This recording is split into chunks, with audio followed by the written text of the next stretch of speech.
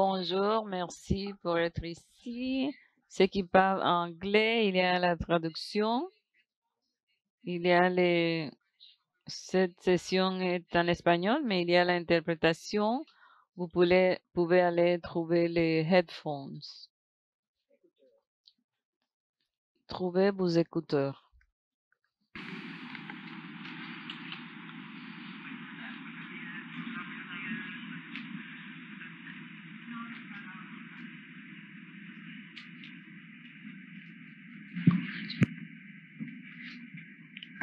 La sesión que vamos a tener.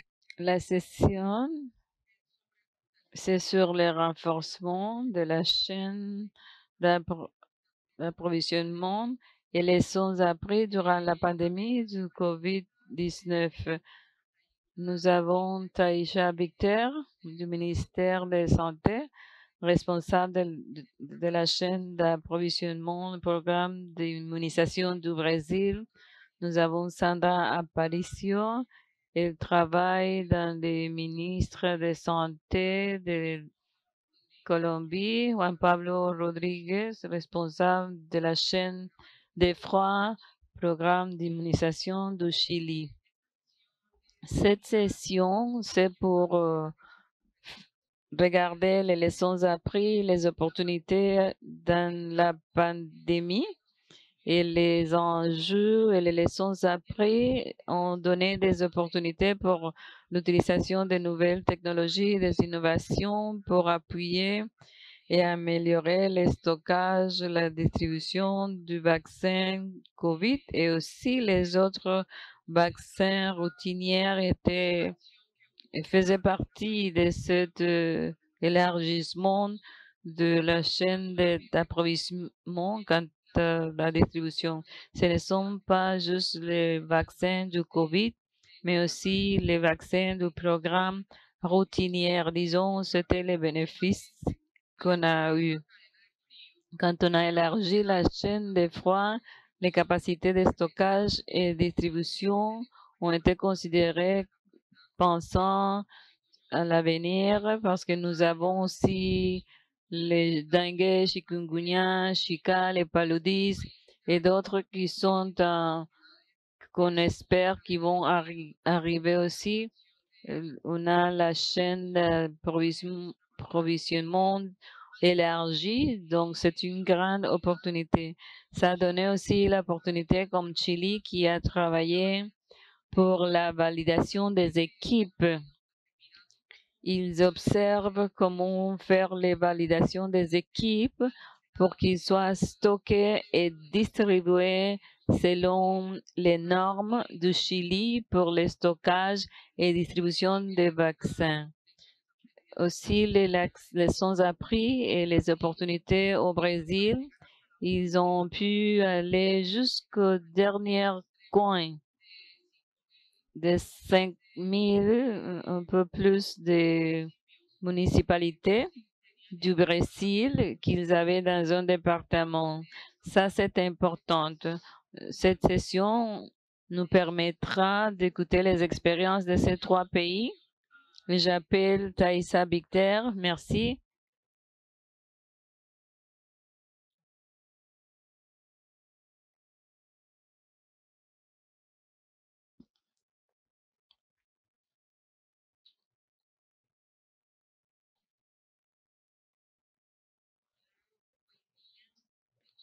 Bonjour, j'aimerais remercier l'OPS et l'OMS pour la participation, pour m'avoir invité pour participer. Merci.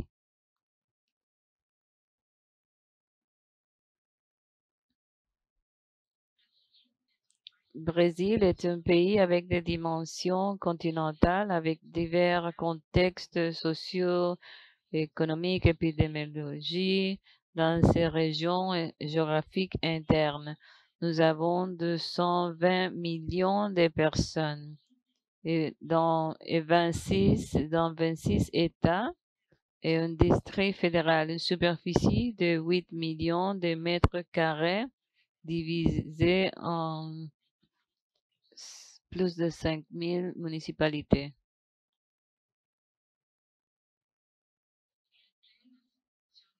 les plans nationaux d'opérationnalisation du vaccin contre la COVID-19. Ça a été un document publié par les ministres de Santé décembre 2020 à septembre 2022 qui a consolidé les stratégies d'immunisation contre les maladies dans les pays. Il contenu des informations sur les évaluations des risques, définition des groupes prioritaires, actualisation des dénominateurs, indicateurs de suivi, intervalle entre les doses, administration du vaccin, équipe de réponse rapide, stratégie de vaccination. Brésil a adopté la stratégie des groupes prioritaires à risque, qui avaient plus de risques. Les groupes ont été amplifiés quand il y avait plus de doses, comme les personnes âgées de 90 ans et plus, les personnes avec handicapés, les travailleurs de santé, les forces de sécurité et sauvetage. Les critères de distribution ont suivi les principes attention à la population priorité définie, proportionnée pour les groupes fédérés, dépendant du dose disponible. Ils ont considéré les programmes de vaccination et les intervalles. On a commencé dans le 18 janvier 2021 avec le coronavirus du Sinovac qui allait être produit par l'Institut Gutangwang. On a utilisé aussi Pfizer, Coronavirus et les vaccins du Pfizer devaient être stockés à une température très basse. 2021, on a distribué plus de 656 millions de doses et administré plus de 500 millions de doses. 2021, 392 doses de COVID. 570 millions et nous avons inclus divers doses. Vous voyez sur l'écran les doses qui ont été appliquées. 30 millions conservées à des températures très basses. Ça nous montre les défis du pays. Nous avons divers défis dans diverses régions qui avaient besoin de plus de compétences techniques pour l'appui aux municipalités. Les défis les plus importants qu'on a trouvés étaient les structures physiques pas adéquates, les réfrigérateurs domestiques, chambres frigorifiques insuffisantes pour le captage de stockage, adaptation des services pour les patients avec COVID-19, manque de réseaux électriques, manque de générateurs pour l'énergie électrique. Nous avons un système de logistique numérisé et ça a donné des difficultés pour la collecte de données en temps réel. Mais certains lieux avaient des équipes techniques qui ont pu systématiser l'information avec l'envoi des données sur des feuilles de calcul. On a échangé la connaissance parmi les participants. J'ai décidé de mettre l'exemple d'un État qui a un défi très important. Amazonas a une extension territoriale très grande et une basse quantité de population et ça constitue un défi pour la chaîne d'approvisionnement. Amazonas, là, il faut utiliser les 3 milieux de transport, aérien, aquatique et par terre.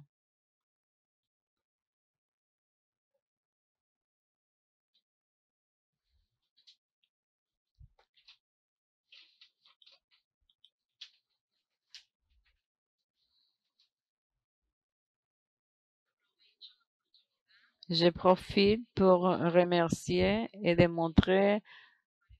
remercier pour l'aide de l'OPS avec le vaccin, les syringes, les aigus et tous les matériaux nécessaires quand on devait augmenter la disponibilité des doses pour la population via COVAX ou par des ministères. Ils ont aussi donné des réfrigérateurs et ils ont donné l'appui technique pour l'élaboration des guides.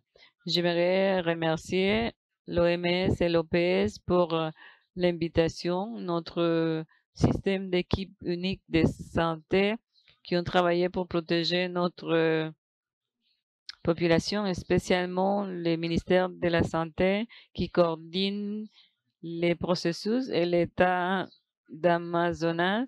Et j'ai de l'information que je peux partager avec vous. Merci. Merci beaucoup, Thaïsa, pour ton espagnol. Ce n'était pas portugnol. Merci. Maintenant, on a Sandra Paricio. Il vient en avant. Bonjour, c'est un plaisir d'être ici avec vous pour partager cette expérience. Moi, je travaille dans l'Institut national de santé en surveillance épidémiologique. Et là, je vais vous montrer la réponse qu'on a eue pour aborder la pandémie du COVID-19. D'abord, comment fonctionnent les systèmes de surveillance de santé publique. Nous avons les institutions qui fournissent les systèmes de santé. Ils doivent notifier et capter les cas et les notifier au système national de suivi. Nous avons 106 événements d'intérêt, parmi eux ceux qui peuvent être évités. Ils notifient à la municipalité et ils vont... Non, pardon. Ils vont notifier au département et le département à la nation. Ils opèrent tous les systèmes et ils diffusent l'information. L'information est diffusée à travers les bulletins épidémiologiques publiés les vendredis. Mais avant les rapports, on fait une analyse et une dépuration de l'information pour garantir la qualité. Les rapports sont envoyés aussi au ministère de Santé pour certaines maladies respiratoires, la rougeole. On envoie l'information à l'OP pour les rapports. Quant à l'infection respiratoire aiguë, on a une notification collective qui capte toute la morbidité pour les 3 services de consultation externe, hospitalisation et aussi une notification, la vigilance Sentinella. Ce sont 2 institutions qui vont capter tous les cas et ils sont obligés de capter toutes les maladies similaires à l'inspection respiratoire aiguë et la grippe. Ils font les diagnostics pour définir la situation du pays. On a les décès dans les enfants âgés de moins de 5 ans. Lors de la COVID, on a acheminé les suivis Sentinella et ce n'était pas juste les deux institutions, mais tous les pays pouvaient capter les données et faire la notification. Après, avec les systèmes, on a créé un autre dispositif de notification pour d'autres virus ou pour le COVID-19. Le laboratoire national de référence a pu faire la standardisation de la technique pour les SARS-CoV-2, mais pour capacité, ils ont fait la transférence pour les laboratoires des universités qui ont joué un rôle important pour les diagnostics et des laboratoires particuliers, tous les laboratoires du réseau de la Colombie. Ils devaient notifier tous les résultats positifs et négatifs. On a créé une application et on a fait un rapport national à travers la base nationale des rapports COVID-19. On a montré les cas confirmés du COVID et on voyait aussi les cas de mortalité pour capter les personnes décédées par COVID. Il fallait connaître ce qui était dans la salle générale ou dans les salles de soins intensifs. Toutes ces données étaient utiles pour l'information, pour les académiciens et pour toutes les parties prenantes. De même, on a produit les rapports chaque jour avec des caractéristiques spéciales. On connaissait les nouveaux cas, les récupérer, ce qui était dans l'unité de soins intensifs. Pour chacune, on faisait la division nécessaire pour les interventions dans chaque municipalité. On avait aussi des contrôles pour que les personnes, pour la prise de décision en temps réel. Nous avions aussi des indicateurs de mortalité, des incidences, la possibilité, et avec ces indicateurs, on a fait une classification des municipalités. Nos COVID de faible, de haute affectation selon les comportements de ces indicateurs. Pourquoi? Pour pouvoir faire les classements et prendre les décisions s'il fallait fermer une zone ou travailler et faire le travail de façon normale. La base de données nous a donné information sur certaines populations priorisées comme les mères, les populations des indigènes, les étrangers, les travailleurs de santé, et pour faire une géoréférenciation pour identifier les groupes. À part la géoréférence, on a fait les études pour savoir si c'était des personnes privées de liberté ou les forces militaires. Voici les comportements de la COVID en Colombie 2020-2022. C'est similaire à ceux des autres pays. Avec cette information, on a pu prendre des décisions, par exemple, pour l'isolement obligatoire, les stratégies durables. On a commencé au mois de février les plans de vaccination du COVID et à la fin de l'année, on a pu montrer les variantes Delta et Omicron. À la fin de l'année 2021 et début de l'année 2022, on a vu les augmentations à cause de la variante Omicron. Dans l'année 2021, il n'était pas nécessaire de prendre tant des échantillons comme avant. Ici, vous voyez l'impact de la courbe. Nous voyons en vert la mortalité et comment la mortalité nous a permis de commencer à travailler avec les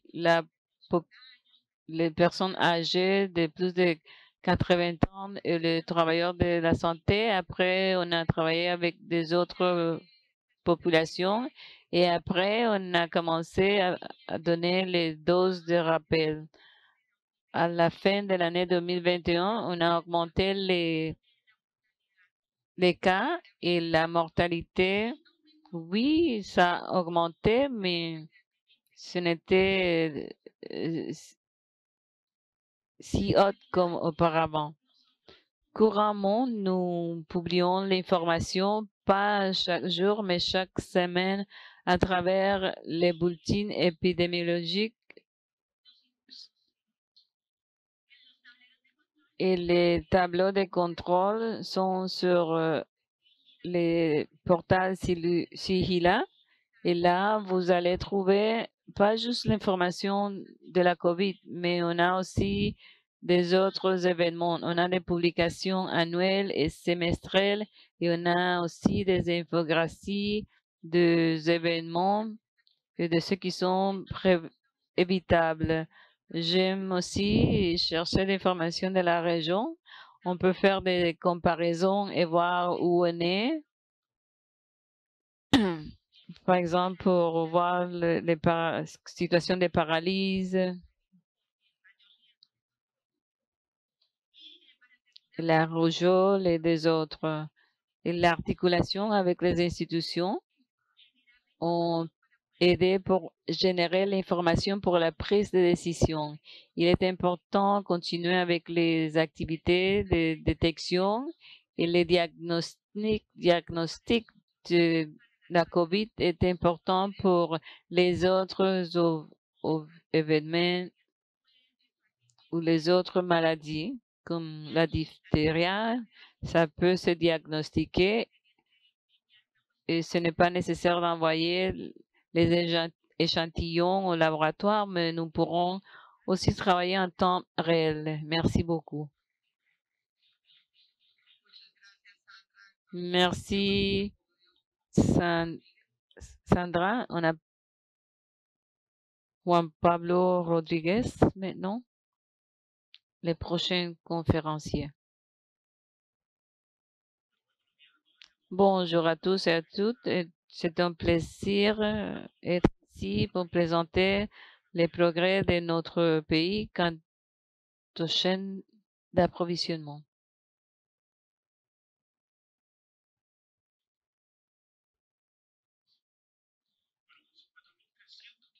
Avec ses 4300 kilomètres, Chili a une ample variété climatique. Au nord, nous avons les déserts les plus arides du monde et au sud, nous avons la Patagonie et l'Antarctique avec un climat de beaucoup de pluie. C'est un grand défi pour la chaîne d'approvisionnement et pour les chaînes de froid.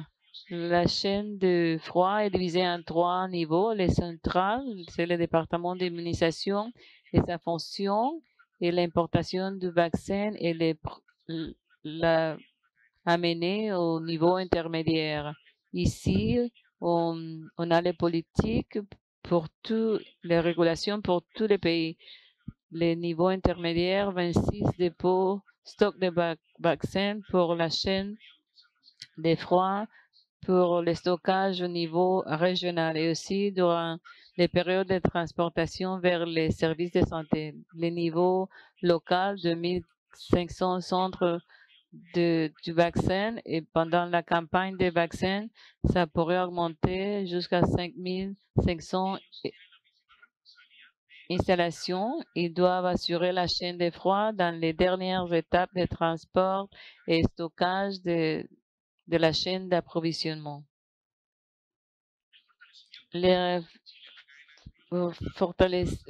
Renforcer la chaîne, c'est au niveau intermédiaire et local.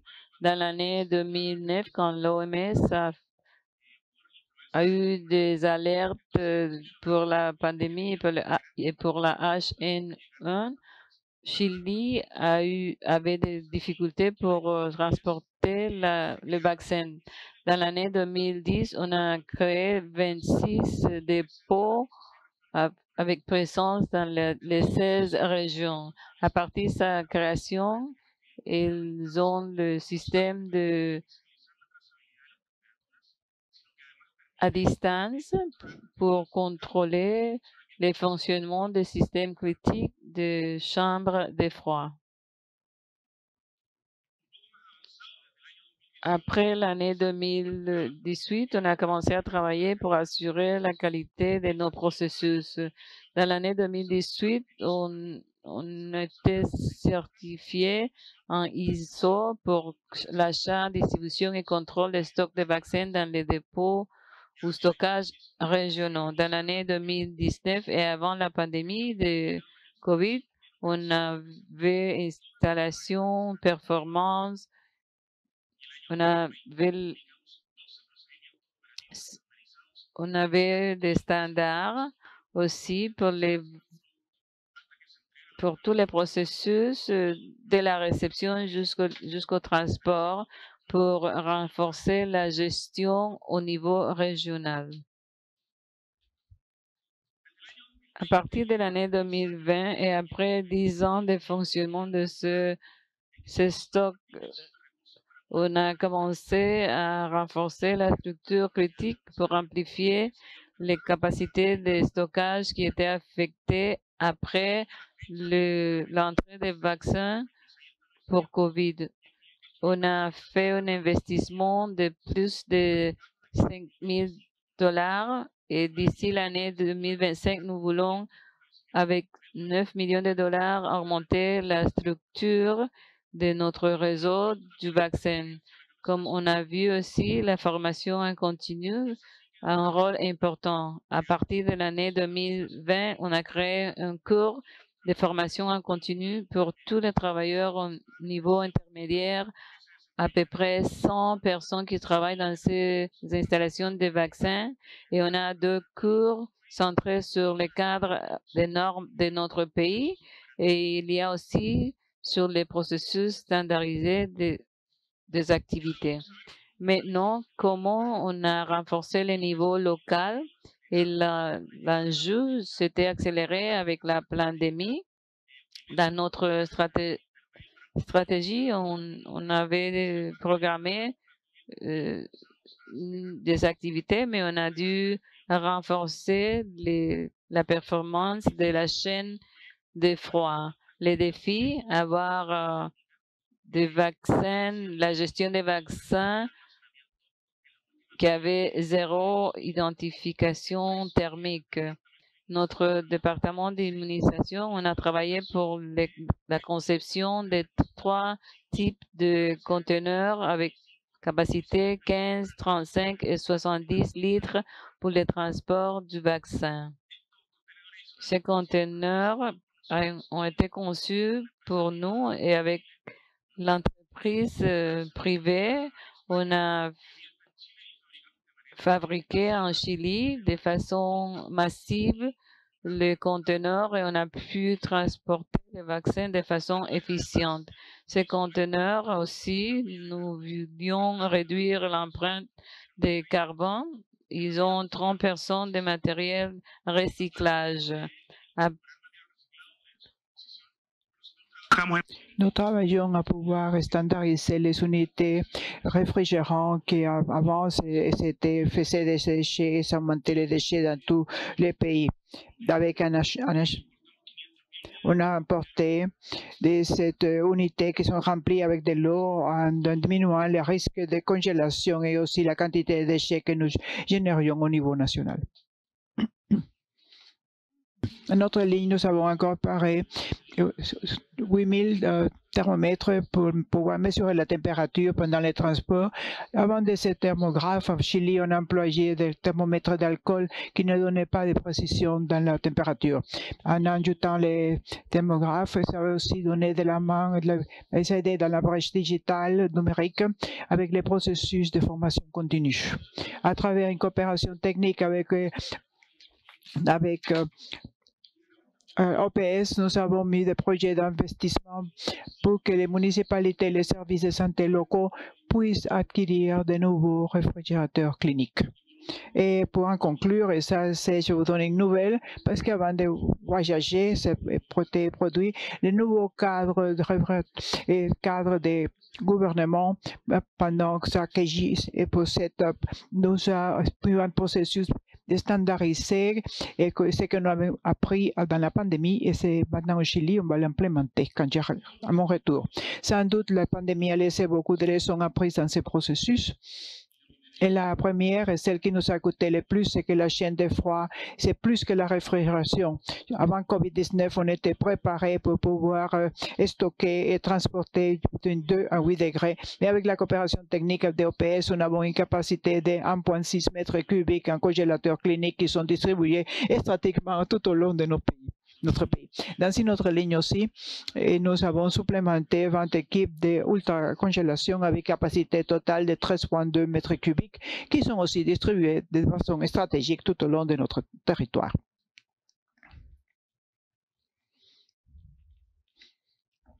La traçabilité des températures a pris son protagonisme pendant la pandémie. L'incorporation des thermographes nous a aidé pour pouvoir faire le suivi de la température que nous ne connaissions pas avant.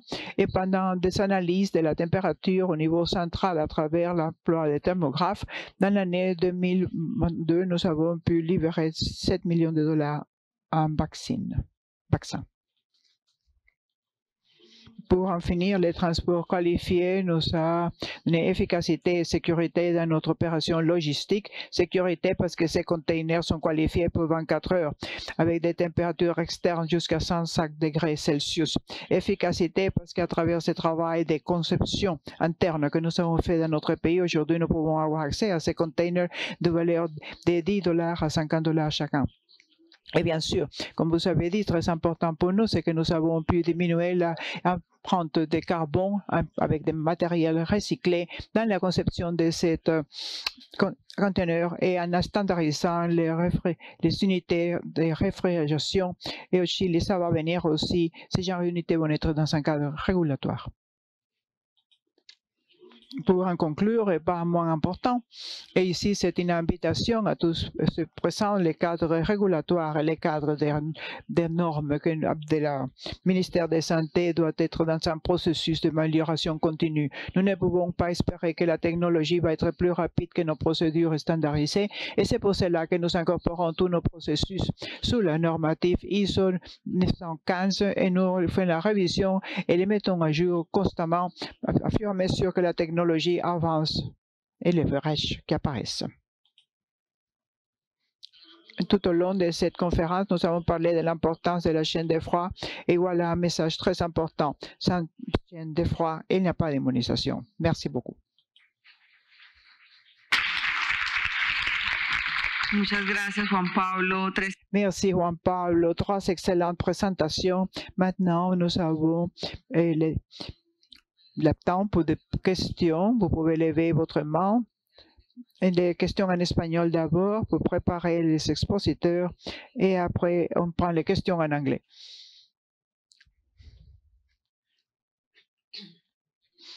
S'il y a des questions en anglais, nous allons préparer avec leurs écouteurs pour les conférencistes. Nous allons les préparer de la Turquie. La présentation de Pfizer, Pablo et Sandra, merci beaucoup.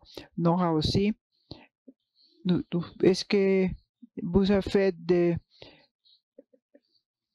Est-ce que c'est un grand pays et il a avec plus de population que Chili. Le Chili, c'est très difficile d'arriver toute la région au Chili dans un temps court.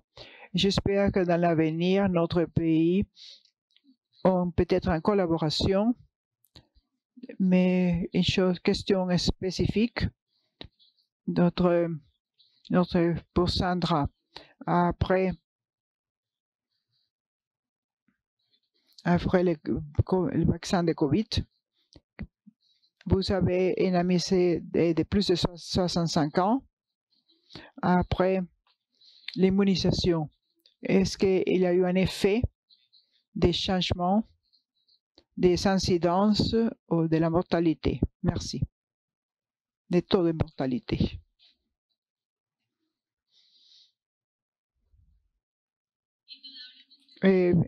Oui, c'est là de diminuer l'incidence dans cette population, mais c'est là continue à être la population la plus affectée. Les adultes avec plus de 70 ans sont les plus affectés, malheureusement.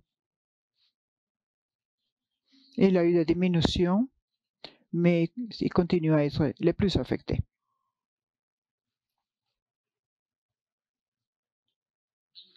Des autres questions? J'ai une question pour le monsieur de Chili. Le réfrigérateur. Mes questions est pour les boîtes des réfrigérateurs que vous avez conçus. Est-ce que ça va avec les standards?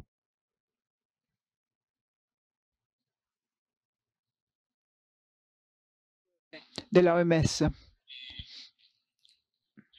Moi, je parlais avec Ana Lucia que le Chili a des standards de qualification, c'est propre, qu'avec l'Institut de santé publique et l'entité qui régule et qui a des dialogues avec les préqualifications des OMS, à les mêmes composants pour ce que nous, dans notre pays, en étant sous ces régulations, nous sommes obligés d'être sous ces standards de qualification que nous pouvons partager avec vous et comment nous pouvons continuer à renforcer le travail des pays. Notre question en espagnol cette fois-ci. Pour préparer les microphones. Est-ce que vous pouvez m'entendre? Moi, je viens de l'Argentine et ma question est pour Juan Pablo du Chili. Moi, je viens d'un pays voisin et avec des caractéristiques assez similaires. Moi, il me semble, je voudrais savoir comment on a fait Chili pour la formation du personnel. De quelle façon, si vous êtes parti d'une base pas aussi formé et arriver que tout le personnel dédié à la vaccination au Chili soit formé pour la chaîne de froid. Parce que c'est un défi important pour apprendre de vos leçons apprises et aussi comment vous le faites en ce moment. Merci pour cette question. Effectivement, la formation fait partie des talons d'Achille. La brèche est numérique, l'intervention des thermomètres, même l'emploi de la nouvelle boîte préqualifiée qui a une configuration prédestinée et qui n'obéit plus à la connaissance de chacune des personnes qui vont faire les transports ou retirer les vaccins. Alors, c'est très important de standardiser les processus. Quand on veut faire cela, il faut toujours avoir un plan de formation robuste. Aujourd'hui, les programmes d'immunisation, c'est 4 personnes qui travaillent très fort dans cette ligne de travail. Et par exemple, pour le nouveau cadre régulatoire que je commentais avec orgueil, nous avons pu le publier le 12 octobre récent. Nous avons un plan de formation robuste qui renforce principalement à travers les formations en modalité en ligne.